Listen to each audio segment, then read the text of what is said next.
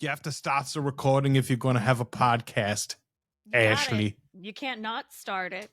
You're just talking then. You're just two white people talking. Which I mean is true. Which is common enough. All right. Welcome at least we're not two white guys. Both of us. That's, every day I pass Joel on the back for not just calling up one of his many male. I will say this. If a man had jumped up as quickly as you did and said, yes, I know Anne Rice and I'd love to talk about her at length, I probably would have taken them without hesitation. I don't know. But I was like, pick me. It's me. I'm the one. So glad in retrospect that I didn't. The Articulate Coven is the original unofficial fan podcast and community for Anne Rice's Interview with the Vampire, The Vampire Chronicles, The Lives of the Mayfair Witches, and the Immortal Universe from AMC and AMC+.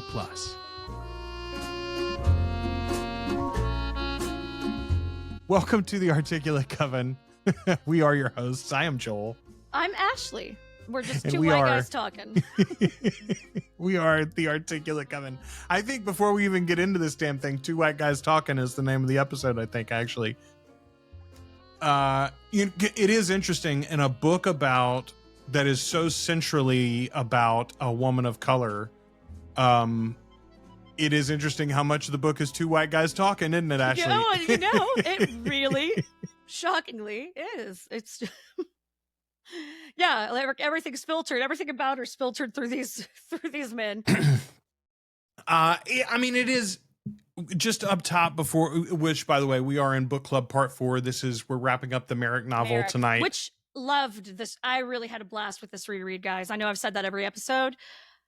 Joel and I were just talking about it. Yes, please. Off the air, and like I don't remember much about this book, and I didn't remember much about this book, and so this has been really, really fun. Like I didn't remember the end of this at all. Like its outro, I don't think I even remotely recalled. And so much of this outro feels very much like it could be involved in the upcoming series of the Talamasca, right? Like. Maybe they finally go, hey, actually, writing a book about it was a step too far. Thanks very much. And we're going to do something about it. Anyway, we'll get to all of that tonight as we wrap up our discussion of Merrick. A great novel. Thanks to everybody who pushed us to do that. Speaking of that point, we'll talk about this up front. For our patrons, $5 and $10 a month level, you get to vote on upcoming topics. So if you'll go to articulatecoven.com, /join right now or go to our Patreon, you can see a poll that I put up the other day on what is our next novel. The obvious choices are, and Ashley and I thought we were already going to be talking about these. We figured, hey, it's the Witching Hour, go back and do that a real service and do it a multi-part episode or a multi-episode discussion, or even more natural perhaps do Lasher, which we've never discussed at all on the book. That would be the other one, right? And then we could see exactly where Mayfair went off the rails. Yeah, well, especially since now we know going into season 3, can you believe it, of Mayfair Witches? Going into season 3, it is clear they are not taking any of Lasher or Taltos for the next chapter of that TV series. To Salem. Yeah, Salem just is not in these books, y'all. Anne never lived there, so she didn't write about it. I don't know what to tell you. Yeah, I don't. Sorry, but we're going to go there. We're going there for some ungodly reason. I really don't understand it. But anyway, that's what I thought would be natural, is like, hey, let's discuss these. You all wanted wholeheartedly, I mean, almost overwhelmingly, for us to go into Merrick. So now we've done that. What's next? Well, if we follow that thinking, then the other one that needs to go in the poll for sure would be Blackwood Farm, which is the next chronological book in the Vampire Chronicles and actually includes a little bit of follow-up from this novel. So that could be one. And so far in the poll, by the way, it's getting quite a few votes. But the one I think currently that is leading was Feast of All Saints. It would be our first historical novel from Anne Rice. Yes. Okay, cool. I love it. I love it when you guys surprise us, man. I will say this, man. Doing Sinners and Merrick and Feast of All Saints is a heavy way to start the summer, y'all. It's gonna be hot here in the South. And as the title of this episode a little bit hints at, maybe we're not the ones to have the definitive say on Feast of All Saints as two white people talking. But that's not to say that we can't discuss its relevancy to this fandom. And like us, there are a lot of white people who enjoy these books because of the way that they talk about otherness, which is something that the vampire books and her historical novels have in common. Both Feast of All Saints and Cry to Heaven are both really, really clearly about people who are othered in society for various reasons, color or sexual mutilation in the case of Cry to Heaven. But anyway, so those polls are up and you can tell us what you want to do next. Speaking of, there should be another post by the time this episode goes live for our $10 level patrons.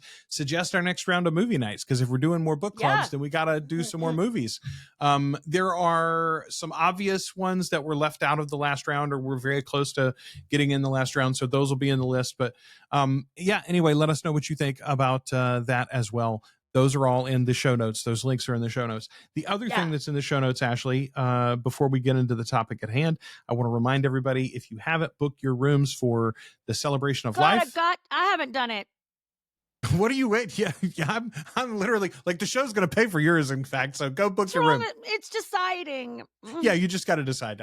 But everybody's got to decide. Book a room for Anne Rice's Celebration of Life, November 1st in New Orleans. We're going to be there a few days before, maybe a couple of days after. We're trying to lock down a location where we can even do a live recording of the show. We'll give you those that info as soon as we get it. We still don't have the time yet for, as we record this, we don't have the time yet for Christopher's announcement of the event. We know it's going to be the Orpheum. Yeah, the Orpheum. My mind went blank there. Yeah, it's going to be at the Orpheum. But other than that, we don't know exactly what time or what the ticket prices are going to be. I think there are going to be some different tiers of pricing for that. So anyway, keep your eye out. Make sure that here's what I did in my email. I went and I found the last email that I got from them, and I marked the dinner party, whatever the email address, as VIP, so that I actually get notifications when they send something. That's smart, that is, because sometimes we just luck into hearing about it. Genuinely, the last time I think somebody shared it in the group that it had happened, and then I went and looked and I had an email about it. So it was like, oh, okay, great. My inbox is appalling. My Gmail inbox is pretty appalling. I have something like 4,000 emails in my inbox, and I don't like to think about it, Ash. And that's after I spent most of an afternoon trimming one day after you and I recorded, like while files were uploading. I just trimmed out. Anyway, folks, do what you need to do to get the notifications and make sure that you're on top of this so that you can get tickets if you'd like to. Book your room so that you're going to be there that weekend to enjoy not only our shenanigans, but the actual Celebration of Life and everything else that's going on. The other cool thing on those lines, Ashley, I got an email the other day, and I'm sure you've seen this as well. I don't think I've seen it shared in the group. An email went out from the dinner party that said there is an opportunity to be immortalized as part of this Celebration of Life. No, I haven't seen this.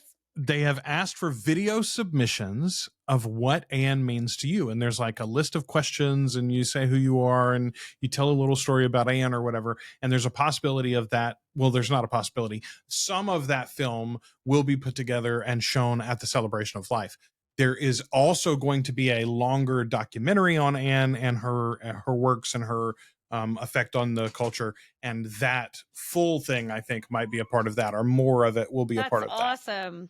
So anyway, again, go check out the newsletter for the dinner party. It's all at annrice.com. You can get those details if you haven't already signed up, and if you have signed up, make sure that you check your spam filters and all of that stuff so that it doesn't get captured there. But there is a block of rooms with our name on them, the Articulate Coven. So if you are interested in that, there's some great deals, and all of the links and info are in the show notes. And then on that same token, there is a poll with a link in the show notes. Even if you aren't a member of our Patreon, whether a free or a paid member, which we'd love you to become a free member so you can get announcements like this. But regardless, there is a link for a poll. You can tell us whether or not you're going to be attending that weekend, and we can try to get a few things lined up to do together, hang out and see one another. Yeah. All the cool things. All right. Any other follow-up before we get into this directly? I can't think of anything. I think that's it. I think that's all the housekeeping. I think it is. Yeah, I don't know. All right. Merrick. What an interesting novel. All right, this final chapter, I genuinely think is the most interesting aspect of the whole book. There are lots of parts of this book that exemplify what Anne was great at, which I think her descriptive sections, we talked about her flowery language. Detractors of Anne will often say she spends 2.5 pages describing the drapery. Look, I would say something about like this book and something about Body Thief, I think in particular. Instead of that, she spends maybe a page talking about the drapery. You know, instead of like 2.5 pages, it's more like a page. So you're still getting all the descriptive awesomeness, but we're leaving it enough time for adventure and shenanigans and betrayal and spells and poisoning and whatever else we have to do. I always argued that it was really like half a page describing the drapery, and then it was a page and a half describing how the drapery reminded you of your hollow search for God and fulfillment in the universe. And that's truly more accurate. It's truly more accurate. Man, okay. So from Go in this section, Merrick confronts David because she's like, listen, look, as you say, listen.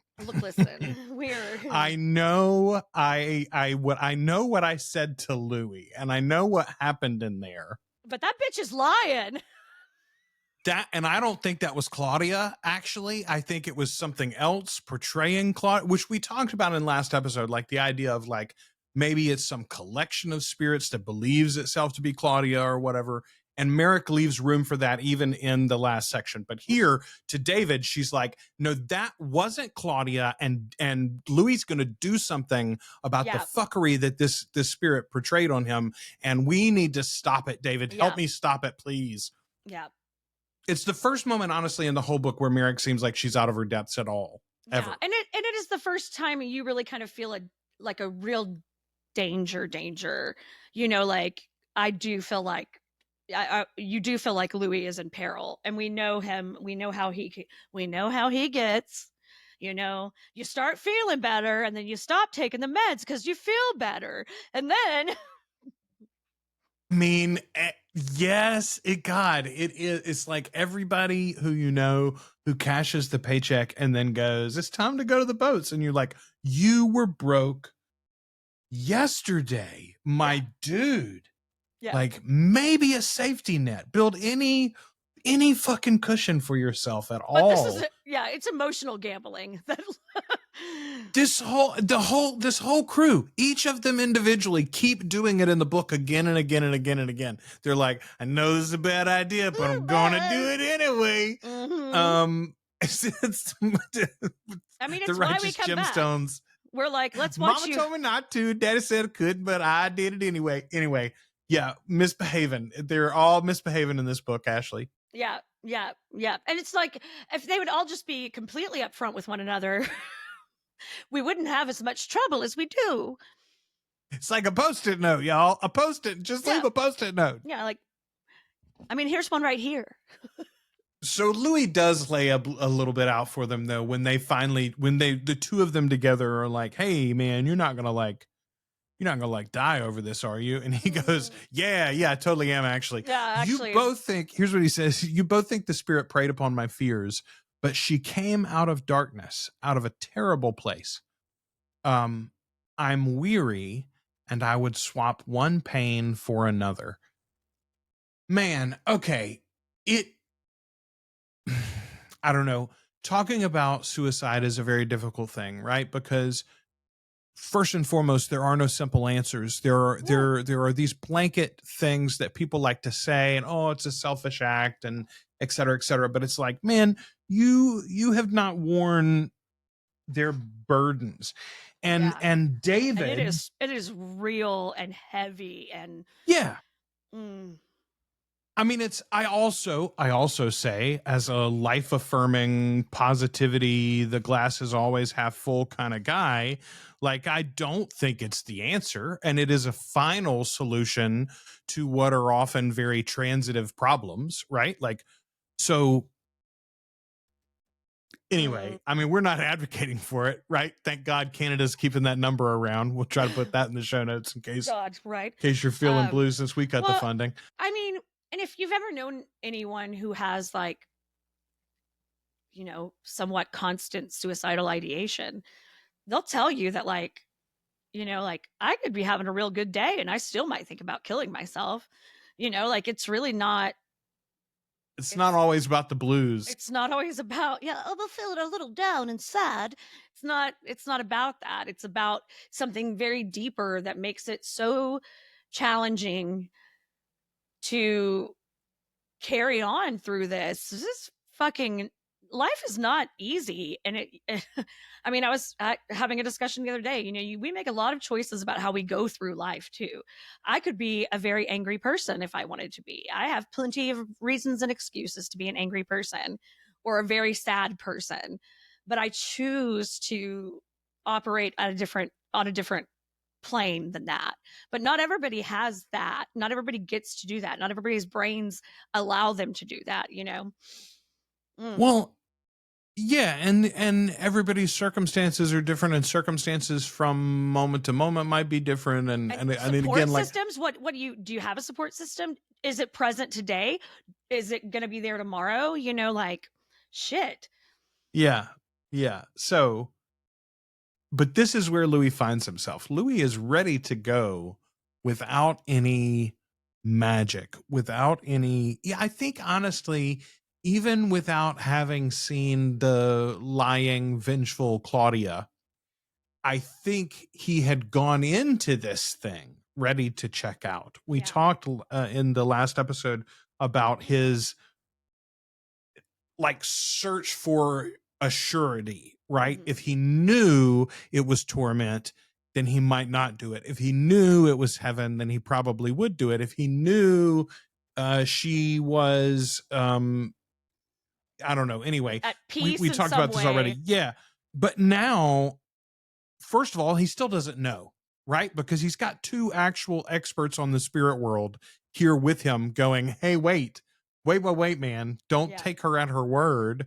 Maybe it's not even her, et cetera, et cetera.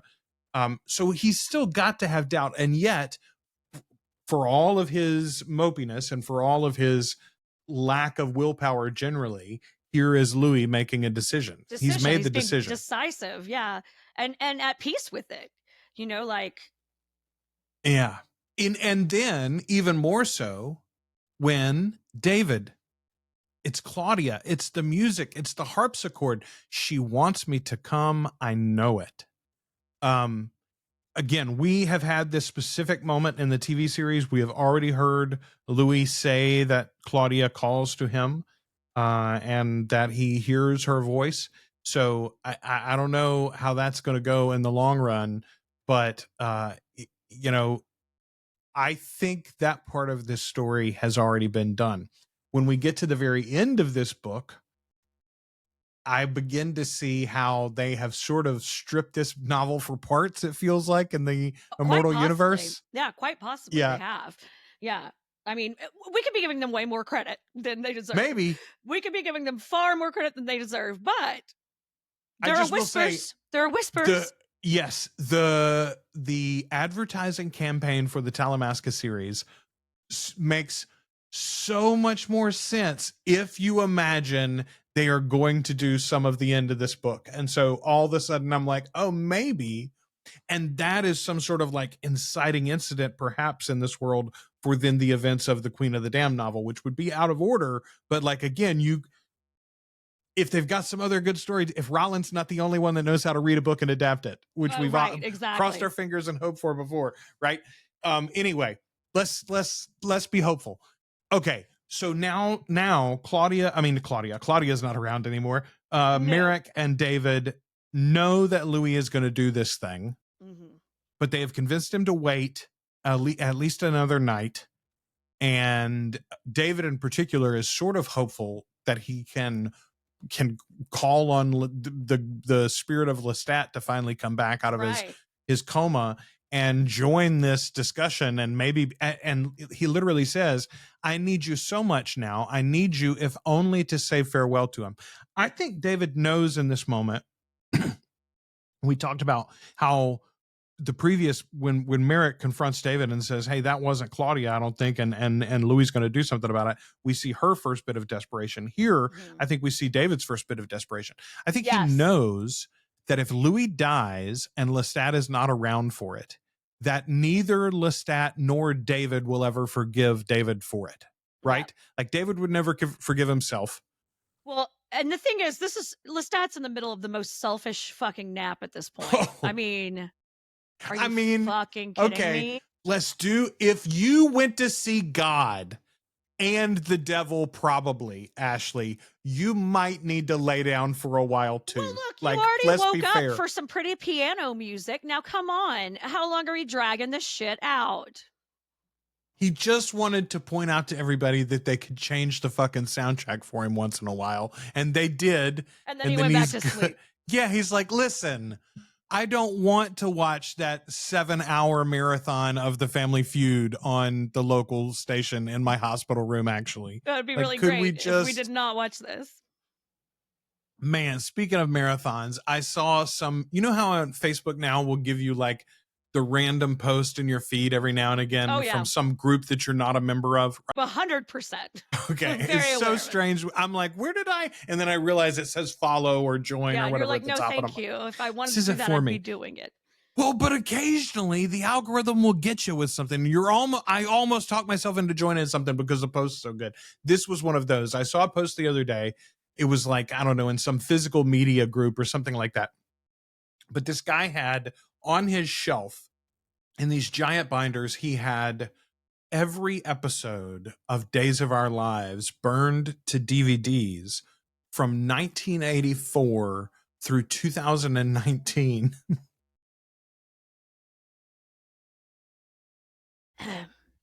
And I just thought, first of all, what a how hobby. much I envied him, like, of the having, how much I would like the having of that, and how much I didn't envy him in the collecting of that. Like, what a occupation it must have been for the last decade or so for him to put that together.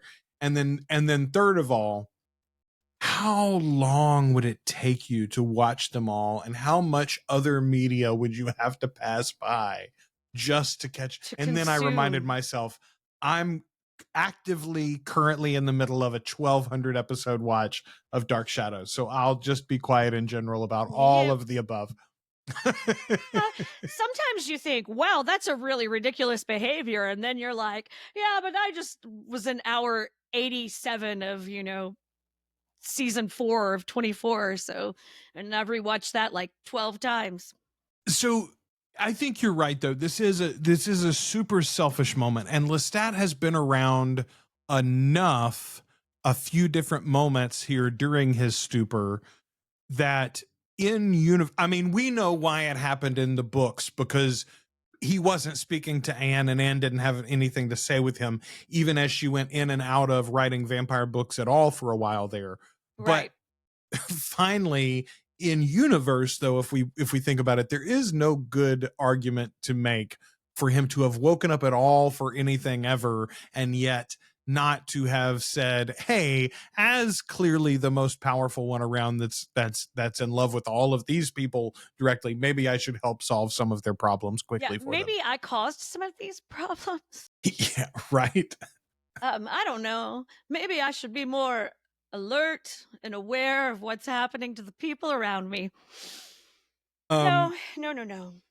Louis shows up all dressed up and besotted.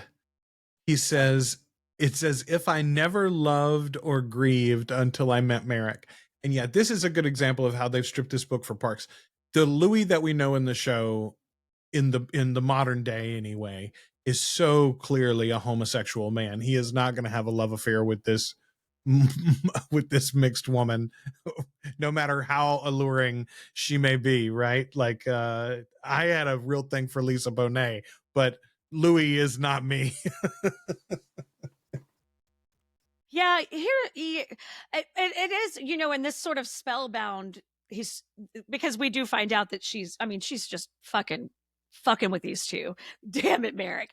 But he is that spellbound by Armand at the end of season 1, when we find out that, we get the reveal that Rashid is Armand, and that it's the love of his life. Like, it's kind of that sort of spellbound vibe, as you get with Yes. with Merrick.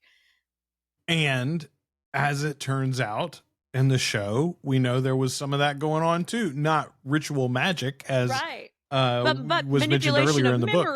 And magic in and of itself, magic in its own way. Yes, magical power being used for romantic benefit. Absolutely. Okay. So David just tells him, hey, this is what's going on. She did this to me too. Do you remember I saw visions? And Louis is like, yeah, but I didn't see any visions. Right. Can't be the same. It didn't work the same on me, so it can't be a spell. Well, and David even says, she captured my thoughts, but I didn't have this desire for lust. her. It wasn't that Louis is saying, that's interesting. That is interesting. And then Merrick tells him. I think he's telling that. I think he doesn't realize how lusty he was. Don't you remember at the beginning of this book, we were talking about the fucking shape of her breasts, and my God. The way he described her leg pulled taut in the heel. Yeah, so exactly. Let's not, my God, come on. You were horny. Don't act like you weren't horny, David. So, but Merrick says, no, I didn't do anything like that. What do you want from me, Louis? To hear that my soul is your slave as surely as your soul is mine. If that's a spell, we've fixed each other with it, Louis. Now, first of all, that is a pretty good description of the way that love really feels, right? Yeah. Like it really, boy, we are in this shit together, aren't we? Whether we like it or not, I guess, sometimes anyway, it does feel like you put this. I have heard relationships go south before. I've heard relationships go south before. Oh, have you? Yes. Have you heard rumors of that? No, I've heard when they do, and one partner or the other will say like, oh, well, they talked me into this, or they hooked me. That's not to say that manipulative relationships don't ever happen. Obviously they do. But what I think is more often, I say more, maybe that's from my own privilege, what is often the case in my own experience is that two people fall in love as much with the idea of falling in love as they do with each other, right? Absolutely. And you get caught up in the thing. And there's like a dopamine cycle as well as societal expectations that escalate. And there's different layers in there too. Like you get, maybe you've never had security before. Now you have security.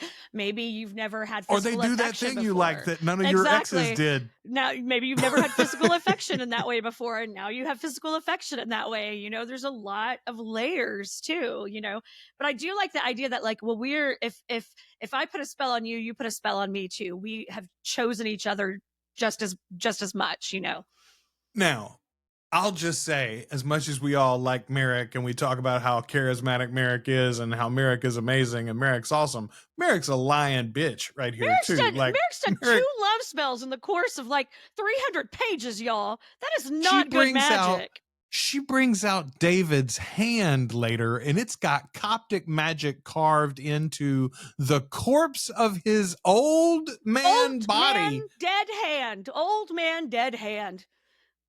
She's a witch. That's a witch. And not one with a whole lot of scruples, as it turns out either. No. This is not what's her name from Bewitched. She ain't no story. No, she's hitting you with a sledgehammer. She's not cleaning the kitchen. Exactly. No, she's running around with her sister's skull, for Christ's sake. Her old dead her best friend's dead hand and her sister's skull. Happy Friday. Ashley, you and I were talking before we started recording about how much of this book that neither one of us really remembered. Even here, we're 3/4 through it, and I still hadn't remembered exactly how it all ended. But it literally, we got all the way to the moment of David leaving the two of them alone here to say goodbye to each other because Louis going to kill. I'll probably kill myself in the morning. Right. But we got all the way there, and I went, well, David, you idiot. He's about to turn her into a vampire before he goes to die at dawn. Like, that's going to happen. Clearly, if anything, she's done some fucking magic to make that happen. And David's like, oh, but I received promises from both of them that they shan't do it. They shan't at all. Louis doesn't make vampires. He would never. A gentleman such as Louis, how could he go back on his word? It's one of those, like, you want to slap your forehead like Leslie Nielsen. Like, it is such a dumb moment from him in particular to be surprised the next night when he rises and she's been turned. And she's a great vampire. She's even that perfect level. Of course, she's a great vampire, but also she's that perfect level like Louis, where she still could pass for human. Right. Because he's so weak and she's so young. And it's like, she's just got all the good parts and none of the bad, except for the fact that the sun would fry her like a hot egg. Anyway, but horror of horrors, Louis killed himself during the night or in the morning as well. So he's left a he's left a note. He's left a note for David, and it says, by the time you come upon what is left of me, you will know the measure of my treachery and of my love. Yes, I plead love in the making of Merrick. Okay, so first of all, Louis is so pleased with himself here too. Like, we've talked about how again and again and again this book is pride goeth before the fall. Like, they're all just falling left and right. Right? Yeah, but this one especially is like a series of, you should have known better. Like, they all should have known better. It's like they know exactly what's going to happen, and they're all powerless to stop it because they won't do anything to stop it. Well, Louis is convinced that they would never dare to try to resurrect him or to put him back together, even though he knows first of all, the fact that he knows that that's possible, because it's already happened with Armand at this point in the novels. Like, Armand has come back from a burning, but the fact that he knows it's possible and is still like, they won't do it, they'll scatter my ashes, because he's mad at me. Like, no, if anything, he would bring you back so he could beat your ass because he's mad at you. Also that, but I also don't think that Louis thinks there's any way, like, the way his body is left behind, he can't just be scattered. They would have to chop his ass up, like that. Like, it is That's not the thing. like, and I don't think Louis imagined. I think he thought, oh, I'll just be dusty. I don't think he imagined that he was going to be like this tree bark thing that was left behind. Well, okay. And you think at this point in the novels, Louis is 200 plus years old. Right? Yeah. Right. In 2000, he would have been over 200 years old. Mm-hmm. So even though he's never taken on any of the more powerful blood in the novels like he does in the TV series from Armand until this point, at least, still, he's not a newbie. Right. And he's laying in his coffin in an isolated and concealed courtyard where there's not a breeze. Right? Like, I don't think he thought this through very well, is my point. I think, many people who make such a final decision, you don't always think of all the ramifications. Well, he didn't think he was going to need 2 days of sunshine to fucking do the job. Yeah, for sure he didn't know. But my question is, would 2 have done it? Like, I think David is right in that. First of all, I think they're both right, because both of them are freaking out about it. They're like, he's probably still conscious in there, right? Like, he's in there. Yeah. So even if we do pull this charcoal Louis out and put it on the pavement and stomp it and then sweep it up and throw it away. You should never have to do that to your friend. I just want to, don't ever ask me to put you on the sidewalk and curb stomp your ass to death. I'm gonna pass. Maybe ask me to delete a hard drive or something for you, all right? But that's about as far as we're gonna go as far as make death sure planning. Your mother doesn't find your porn. But I'm not gonna curb stomp you to death on the sidewalk, buddy.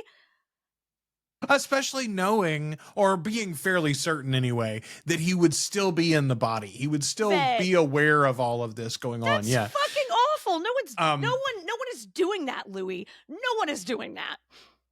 But I do though. I just feel like it's a crazy situation, and I immediately go to, well, how many days would he have had to have laid out there before it would have been enough, and he would have actually but gotten wispy and like wandered away in the wind? I don't know. Anyway, I missed this, but he had also said about Lestat in that letter of goodbye. He said, "Ask him to forgive me that I could not wait to take my leave of him." Oh man, that is like the opposite of, and I'm fairly certain we did this in an episode, but there's some writer who wrote like a beautiful goodbye, and it was like it was the opposite of that line. But I thought, again, like, she knows how to put pen to paper. Ask him to forgive me that I could not wait to take my leave of him. This isn't about Lestat.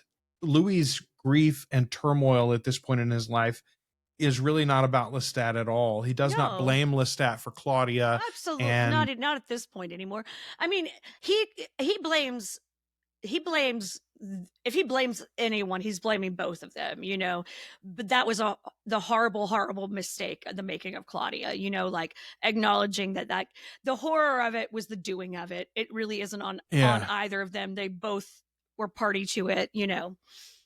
Man, it's such a weird novel for Anne. I feel like this is interesting. I think there are like 3 different books in here, and I like all 3 of the books, at least in theory, but they don't hang together that well in a lot of ways, you know. So she pulls a Lestat ex machina here, and yep. and he comes out of his stupor and shows up and says, "Okay, well, we've got to." And maybe that's what it was for her. That's what it took. Look what they did to my boy. Look how they massacred my boy. Oh my God. Don't go on the causeway, Sonny. Literally every time I'm like, don't go that way. Take another route. I just always wonder about the guy in the toll booth, because he just bends down to go get the extra change, and then they shoot up the car and both toll booths, and I'm just like, that old man that worked in that toll booth died too for Sonny's sins, and it's a damn shame. Yeah, but anyway, I think he had to be a party to it. So that's think of the contractors on the second Death Star, Ashley. So Lestat ex machina shows up, and he's going to save the day. But I wanted to call out this line, because this is like, okay, Anne. Anne heard some comments about somebody saying that these vampires aren't gay, and she was like, "Oh, they're not, are they?" Lestat starts feeding blood, and Louis starts to sort of come to. And then he says, "No, actually, both of you need to help too." And he makes Merrick and David cut their wrists, and they're all feeding blood into this coffin. Lots and lots of it. But at one point, Lestat says, "Harder, more of it. Take all that I have to give." And I'm like, yeah, these guys are definitely just friendly roommates. They're roommates. They're just really friendly roommates in New Orleans. Mm-hmm. Roommates in New Orleans. They live in the Marigny. They're just roommates. Covered in blood like a newborn, Louis finally arises from the coffin and looks fine. He's just fine. He's bloody and naked, but he's fine.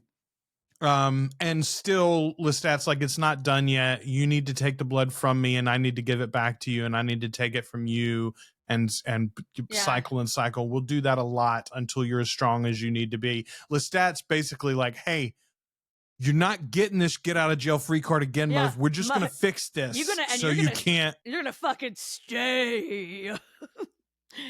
You can't get out now."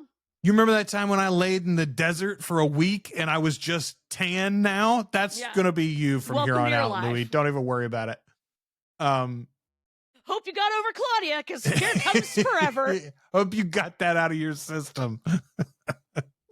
Okay, so David says, so now it's the 3 of them, and they've got this reborn Louis. He says, "We bathed him and dressed him, all of us together in the upstairs rooms." And I said, Can we have this one scene from this book? Actually, could we just cut straight to David and Louis and Lestat and Merrick washing each other in a big bathtub? Bathtub scene? We could call it the bathtub scene. I could be down for a good bathtub scene. Mm-hmm. Matter of fact, it works in The Witcher.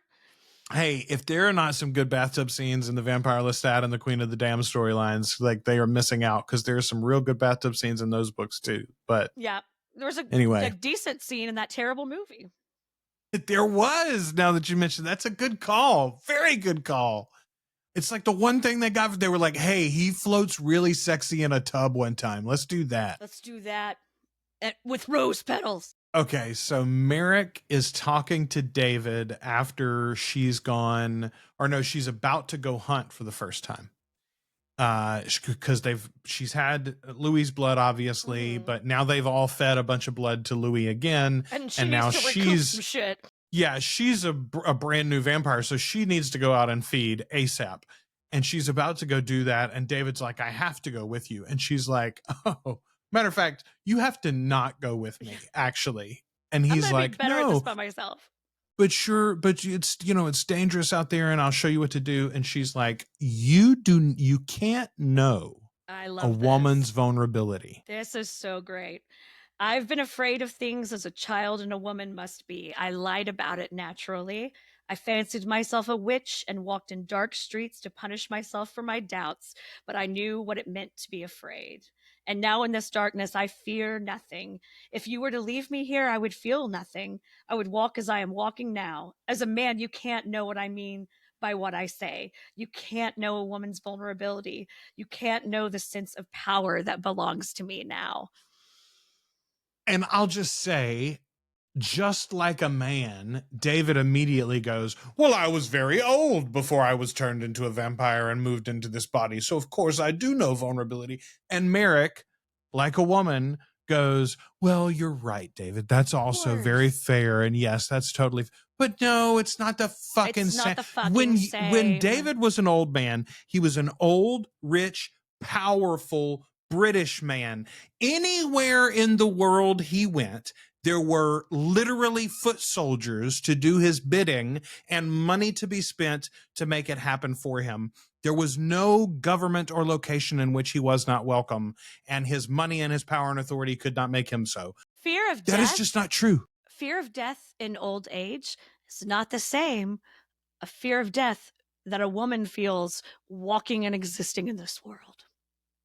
I mean, fear of death through forced labor from a forced sexual encounter is like that's the chain of events that we're talking about for a woman. I mean, again, we always talk about Star Wars here. I haven't gotten to that scene, but I know the fandom is talking about there's a scene of sexual assault in the second season of Andor. Attempted sexual assault, there sure is. Okay. All right, maybe I did see it then, because I thought there was actual sexual assault. There was a scene where it is like heavily implied that is what is about to happen, and the thing is resolved, but it's only resolved through the presence of a man, the one that I'm talking about anyway. Anyway, I just say to you, like, this is real life. This is something that every woman deals with in her life. This constant fear and awareness of her vulnerability. Like, that's the thing. The vulnerability of my current position. Admitting that I lie about it, of course, because I am a very, very big one of that. Like, no, I'm safe. I can go through here. I'm confident, but we still have our keys clutched in our fucking hands. You know, when we walk down a dark street, you can fake it, but we all still know. I mean, I know at the end of the day, I am 4'11 and a half feet tall.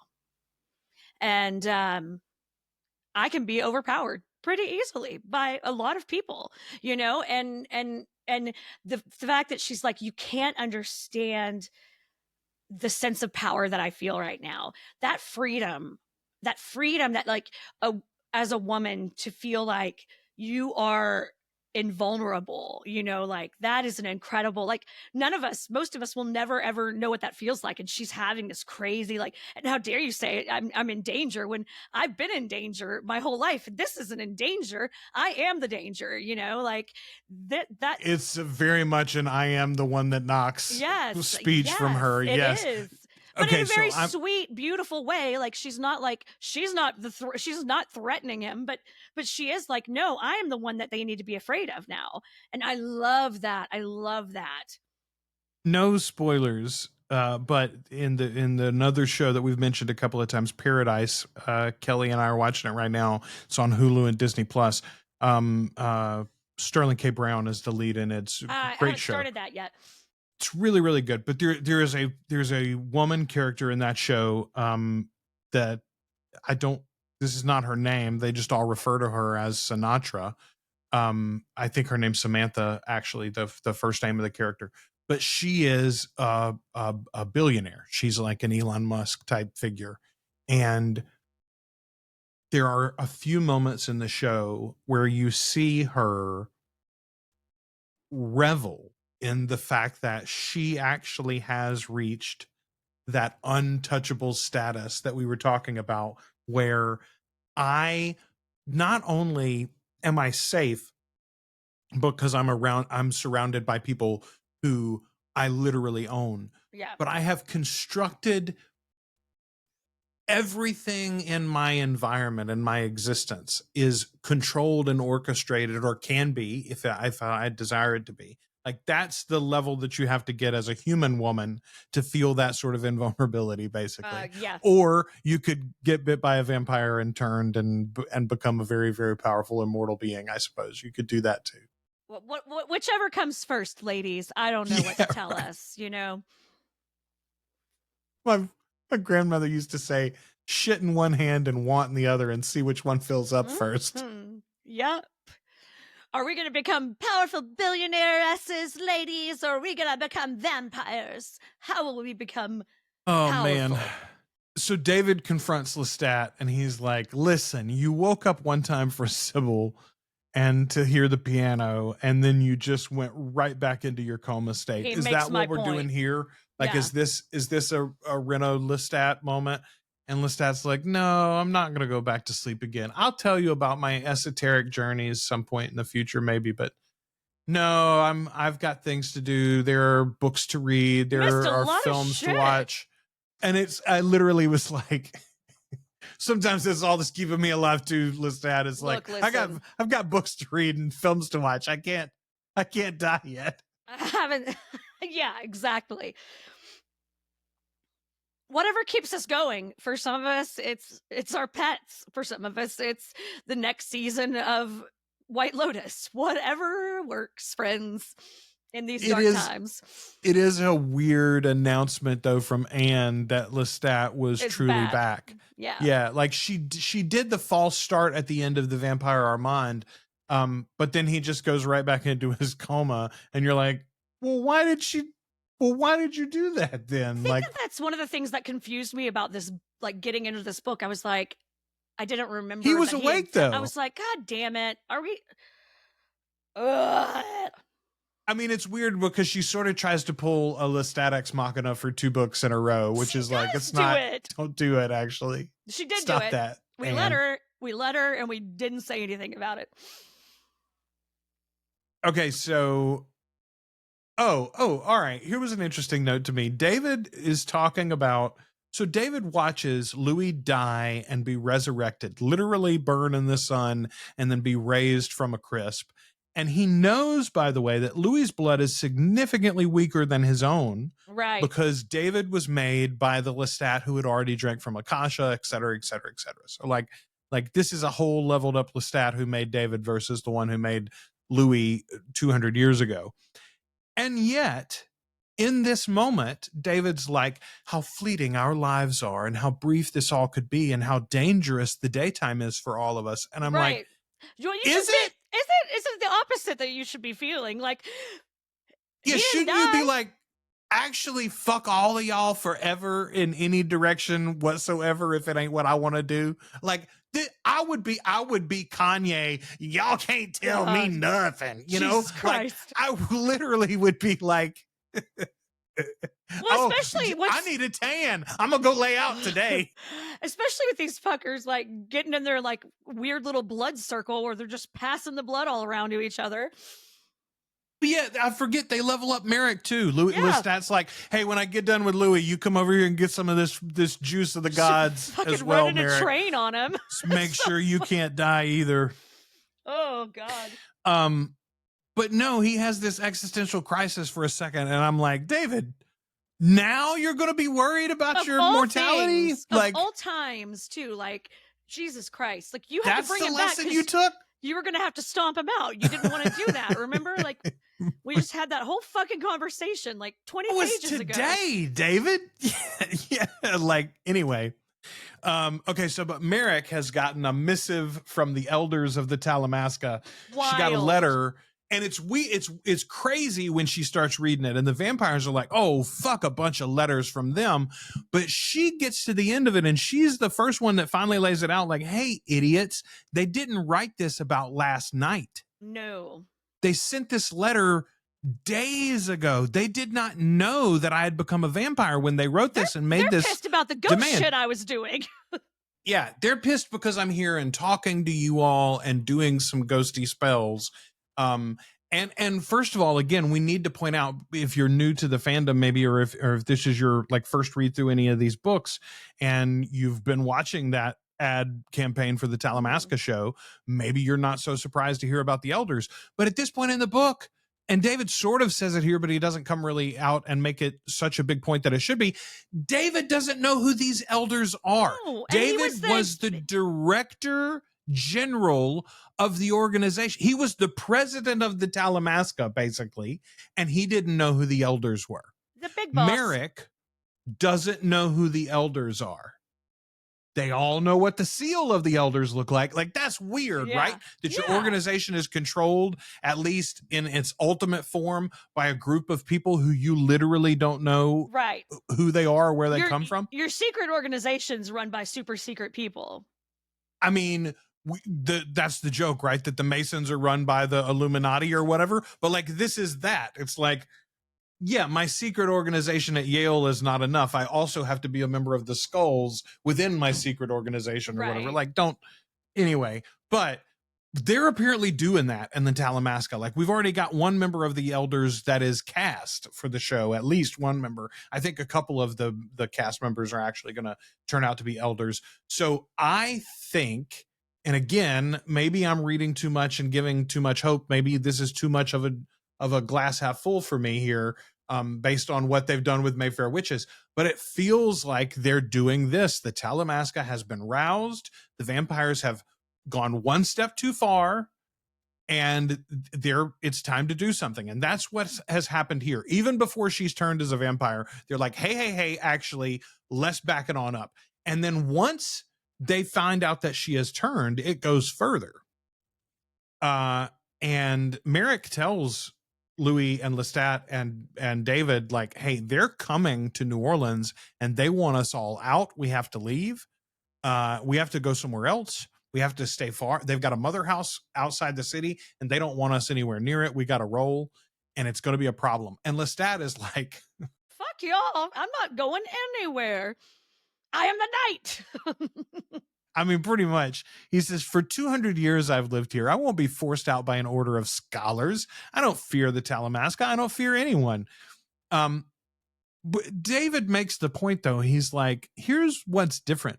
They know what you are. They believe what you are.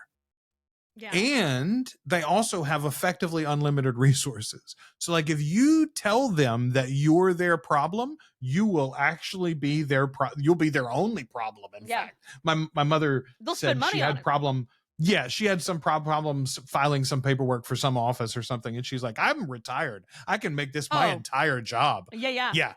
The Talamasca could make Lestat their entire job if they wanted it to be. Did you honk at me at a stop sign? Oh, I'm so sorry that we both have to live here. We have to stay here until we die. They say to Lestat specifically, we are prepared to declare you an enemy that must be destroyed at all costs. We will, if Merrick does not return to us, and at this point they know she's a vampire, by the way. Right. So at this point, and this is the third person they've lost in like 2 years to this nonsense vampire shit, you know? Like, Lestat raises it. He's like, hey, they lost Jesse and didn't care. They lost David and they didn't care. And Merrick's like, actually, they did care. They just took in the balance. They were like, it's not worth it. This is the third one, and they're like, hey, actually, and she's a sorceress too. It's too much. Witch, y'all got too far. We gave you a cookie, and now you want a glass of milk. When you give a Lestat a Talamasca member, he'll take a third. He will. Okay, so they say, if you don't return Merrick to us, if Merrick doesn't come back to us, we will take steps to make of you a quarry in any part of the world to which you might go. We're gonna hunt you down. I mean, and boy, what a fucking denouement for a novel, like, which, to my recollection, she doesn't really pay off. The Talamasca is involved in the Prince Lestat trilogy, and the elders specifically are involved in the Prince Lestat trilogy. But this idea of a confrontation between the vampires and the Talamasca, I don't think really gets ever abandoned. Yeah, I think it just kind of gets left beside. The next book specifically, Blackwood Farm, is about a character who does not exist in any of these books so far. It's a guy named Quinn, and he's like the main character that we get to spend time with. Lestat's there, and we get some of the Mayfairs again, and Merrick's even in part of it for a little while. But like, this just goes away. Anyway, it's so strange. What if they made a whole series kind of about that? That'd be wild. I mean, and that's what I think to myself. I'm like, well, okay, if you set that, and it's interesting because this is what the MCU has done so well, I think, in movies. They have taken storylines that took place in the comic books, and they've like speed run some of the more boring or laborious parts, or parts that don't adapt well. Right. And then they have reshuffled like the sequence of events for a few things. We're like, oh, in the comic books, actually, this happens afterwards. But because it happens before, there's more like emotional buildup and payoff or whatever. So I think to myself, if there was an ancient organization that declared war on vampires with effectively unlimited resources, for instance, then wouldn't that be an interesting argument for an ancient vampire to decide to declare war on humanity, maybe? Oh, could be. I don't know. Anyway, it makes the idea of some of the things that happen in the Queen of the Damned novel specifically feel like they could be tied more together into a modern storyline if you have the Talamasca actually ramping up and as an antagonist in this world, in the way that this book sort of hints at. So really, really interesting now to see. Untapped story to tell too. Like, that's just free range. They don't have to follow any book because she didn't write it. She didn't write that stuff. She hinted at it, but then never really went anywhere with it. And please feel free to correct us in the comments if we're wrong. Because and there's like remember 2 paragraphs. We have I will say, so there's Blackwood Farm and there's Blood Canticle. Those are the 2 novels that we haven't gotten to between here and the Prince Lestat trilogy. And I do know both of those are a little weird. Blood Canticle also is a Mayfair crossover novel, as Blackwood Farm is. And I don't know. The 3 of these form this little weird trilogy, I suppose, in some ways. It is. It's Again, I'm like fairly certain the Talamasca really don't play into it. Or not in this way, anyway. Not in this. We're going to burn it all down and fuck you, Lestat sort of way. We're about to be enemies instead of kind of, sort of friends. Which, I mean, it makes me wonder about what might Daniel's role be in the Talamasca season 1, since we've seen him on set and we've seen him in the behind the scenes photos. It feels like he at least the book. Yeah, the Talamasca published the book for him. We know that from Mayfair Witches as well as Interview with the Vampire. So anyway, very, very interesting implications for the end of this novel for our TV show. Yes. Okay. one last quote here I've got, and this comes from Merrick. I think this is from Merrick. She's talking to Lestat specifically about like, no, but really, we do just need to peace out. We've gone so far in these last few nights that they can no longer ignore us. Yeah. Their long scholarly flirtation with the vampires has led to disaster. And now they're challenged to do something that, as far as we know, they've never done before. And that's exactly where we've put ourselves in the TV series at this point too for the Talamasca. So it's interesting. I really do. Boy, I got my fingers crossed now that somebody has read this book, actually. They may have. I'm not going to hold my breath with my fingers crossed, but I will cross my fingers. No. I don't know if we called it out at all, but the cover of this book is great. The hardcover especially, it uses Henry Rousseau's The Snake Charmer from 1907 is the image that's on it. But it's so fitting for this novel and so exotic in a way that is different. It really sets this book apart. Yeah, it kind of really, it puts you in mind of that trip to, you know, Central America that they take, and, you know, like that sort of like jungle vibe and everything. So I do love it. It's gorgeous. It's one of the prettiest of her books, I think. We sort of mentioned it in passing, but it is revealed here in these final pages that like Merrick did in fact do some magic on David to ensnare him and bring him to her and make her the answer to his problem for Louis. And she did in fact do some magic on Louis to make him fall in love with her. Don't blame yourselves for this happening. I am a pretty badass bitch witch. They're all just like, oh, that Merrick. Yeah. That Chanel's really nice though, isn't it? They're at her mercy, man. They're at her mercy. Such an interesting character. I'm a little bummed, honestly, that Anne did not do more with her. I am interested to see if they can bring Merrick properly into the TV series, even if they don't do most of this novel in a direct adaptation fashion. But like, you know, have Merrick be one of those varied many that are affected by the events coming in the Vampire Lestat and the Queen of the Damned. I mean, we could always meet her in the Talamasca. Absolutely. Absolutely. Boy, then they could give us David. They might. Oh, I'm pretty pleased. Please. David and Aaron. It's the only time I'm like, more old white men, please. I literally, yes. It's very rare. It's very rare. I don't think that's ever come out of my mouth before.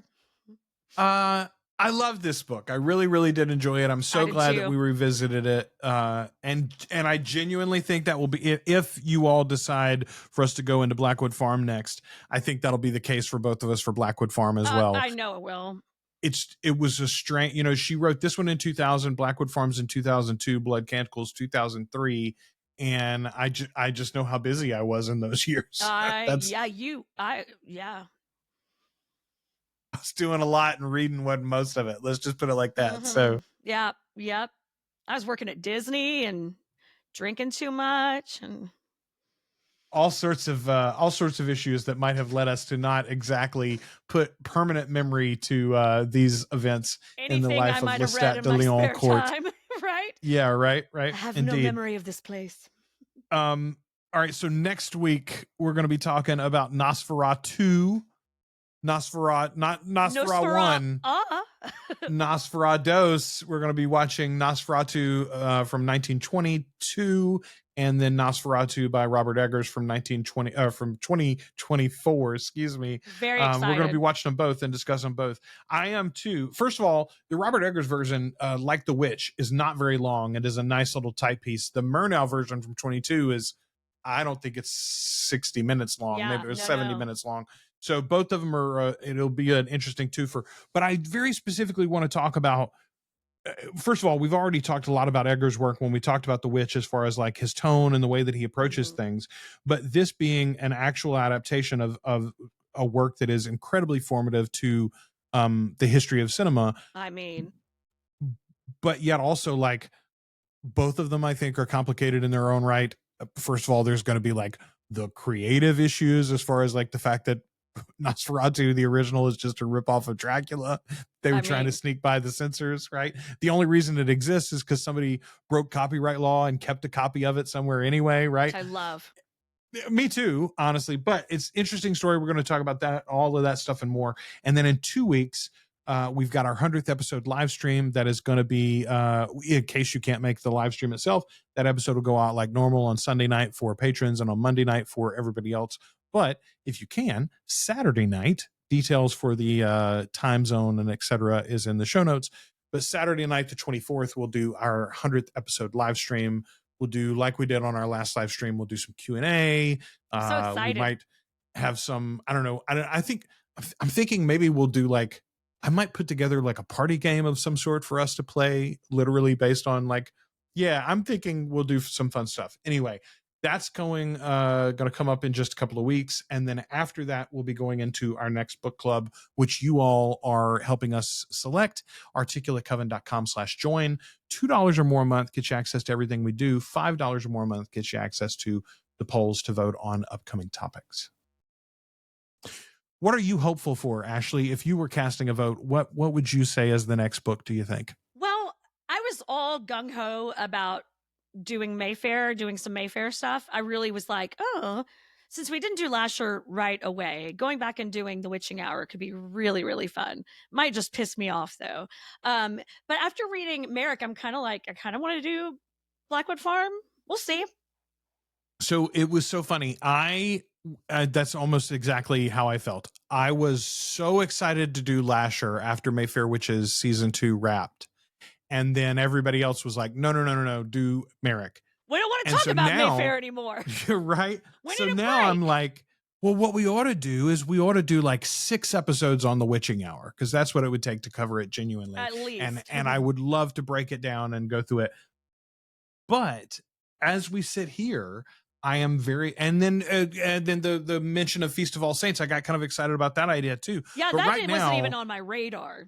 If I was going to cast a vote, I think I would cast my vote for Blackwood Farm. I'll be happy and excited to talk about any of these books. Obviously, we're going to cover them all by the time we're done with this thing. But you can go cast your vote right now at our Patreon. So go and join in the show notes. There's a link if you haven't already joined. After that, we're going to do movie night. So don't forget, you've got your movie night suggestions in that same link as well. So go do that. I want some weird ones. I want to see. I love watching something I haven't seen before. I am super excited about another spread, like the last group that we did. Oh, such a good variety. Yeah, very, very, again, when you look at them all, like we did, I was looking at it, I was like, oh yeah, we just did Dracula's Daughter. Like that was in this batch as well. But Poor Things too was like such a different movie. And then we got Sinners, which was a bonus thrown in there, but still like really good spread here. I'm super excited to get into Nosferatu this week. So I'm really excited for what movies you guys are going to have us watching in the next few months as well. So thanks to everyone who has already joined us at articulatecoven.com/join. Thank you. Genuinely, you guys help make this all possible. Like, I'll just give you a perfect example. I had the health scare. I've been on the road like a bunch lately. I'm about to be on the road again. And well, the week that we do the live stream, I'll be in Denver for a client. And on top of all of that, like it's the beginning of spring, so like the kids are very busy, and I've been doing all this stuff in the backyard. School year coming up. Y'all, I have put on hold the Dark Shadows watch and reactions. I haven't made any of the What You Missed in Interview with the Vampire videos and stuff on our YouTube channel. This show would have totally gone on hiatus. I can guarantee you it would have gone on hiatus if not for the patrons. So I would have stopped haranguing Ashley. A month or so. We would take a month or so off. I would have used her too as an excuse. I would have been like, Ashley, you're really busy, right? Like you got shows and stuff. Let's just wait until you need to wait until the end of May, right? We'll wait until May to talk again. Okay. Sure. Okay, good. Yeah. That'll be good. Anyway, thank you all for helping. 4 kids. It's me. Yeah, right. Exactly. Anyway, thank you all for helping pull us into this every week. Yes, it is fun to revisit these things and to break them down in a fashion and to talk about them with you all too. Like I can't tell you how much more I know about Sinners because of what you all have said about it, right? My God. And like just anything else that we talk about. I learned so much. And like we all observe different things. We all experience different things when we watch or read something. And so I always love to hear and all of you guys are so smart and funny and brilliant. I love to hear what you think about things. Oh, I have to mention this because it's a news story. We've got a new pope since we last recorded. He's from Chicago. Okay, so he is from Chicago. He was born and raised in Chicago. However, his family is from New Orleans. There he is Black Creole, y'all. Okay, Robert Francis Prevost, now Pope Leo the 14th, I think. Leo. He was born on September 14th, 1955 at Mercy Hospital in Chicago to Mildred, native her what do you call it? Your maiden name was Martinez, married name Prevost, a librarian, and his father's name, by the way, was Louis Marius Prevost. Shut up. That's ridiculous. The Pope's father's name was Louis Marius, a United States Navy veteran of World War II, superintendent of Brookwood School District 167 in Glenwood, Illinois. His father was of Italian and French descent, while his mother was the daughter of Louisiana Creole parents Joseph Martinez and Louise Bacquier from New Orleans, of African, French, and Spanish descent. Martinez was Afro-Haitian and Bacquier a Black Creole. Prevost has two older brothers, Louis and John. Y'all, the Pope is mixed. The Pope is passing for a white man. It's literally what this book has been talking about, what we talked about with Sinners. Like, this is Pope Leo. Absolutely Haley Steinfeld's character from Sinners is I mean, not really, but right. But I mean, like, the life that Mary was facing there is the life of our popes, our holy fathers' ancestors. That's the life of his grandmother and grandfather. And there are many of his ancestors that are mentioned at different times in government documents as white or Black or mulatto or Creole or, different racial designations, depending upon the time and the location when that particular government document was taken. Interesting set of circumstances that has befallen us. Fascinating. May J.D. Vance have the Pope he deserves. Yeah, the body of Christ is deep dish pizza, and the blood of Christ is Malort. And God bless us everyone, because Malort is fucking disgusting. I have two good buddies who got very excited for a little while because they were like, hey, the Pope's a Cubs fan.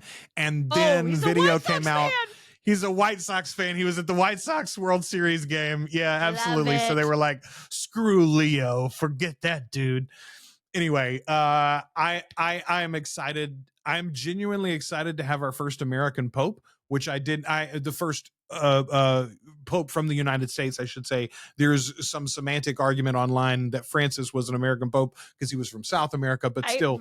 Anyway, I am excited about that. If you had asked me last week, I wouldn't have been, but I do think it is of importance in this moment that there is a sane and rational moral voice in the world that arises from America. I think that does matter, actually. So it's useful, at least. Everyone doesn't think we're fucking crazy.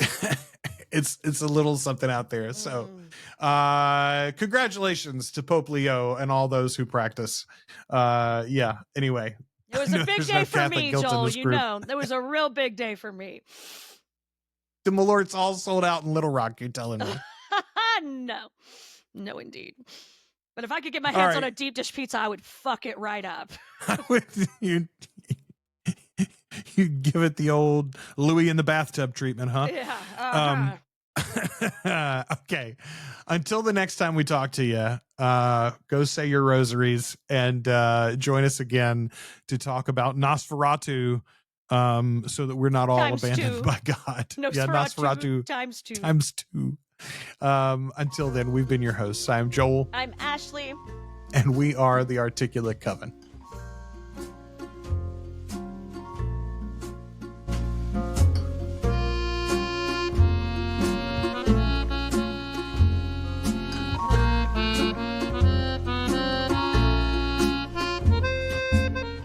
Thanks for listening to the Articulate Coven. If you enjoyed the show, check out our groups on Facebook and Discord. Subscribe to the channel on YouTube. Or find us at articulatecoven.com and wherever you listen to podcasts.